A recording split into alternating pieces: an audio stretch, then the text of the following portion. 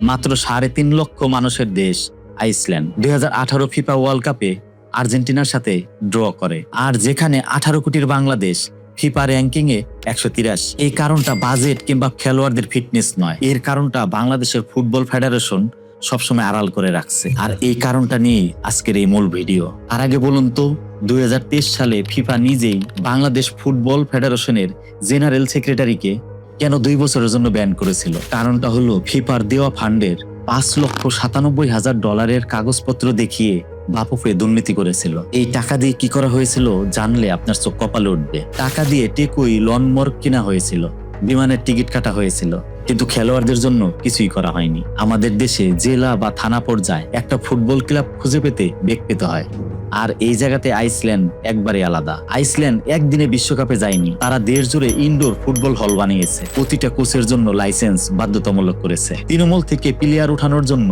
প্রত্যেক অঞ্চলে অঞ্চলে ফুটবল ক্লাব বানিয়েছে। আর সেই জায়গা আমাদের বাফুফে 2024 সালেও ফিফা থেকে জরিমানা খেয়েছে। এটা কিন্তু মোটেও মেধার অভাব নয়, এটার একমাত্র কারণ লুটপাট আর দুর্নীতি।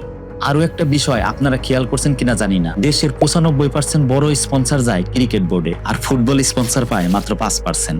ফুটবলে টাকা নেই, সুবিধা নেই বলে একজন খেলোয়াড় এটাকে ফুল টাইম ক্যারিয়ার ভাবতে ভয় পায়। আর 2026 সালে আন্তর্জাতিকভাবে খেলতে গেলে তো ফুটবলে জিপিএস টেকার, ডেটা অ্যানালিটিক্স আর নিউট্রিশন ল্যাব ছাড়া জয় সম্ভব নয়।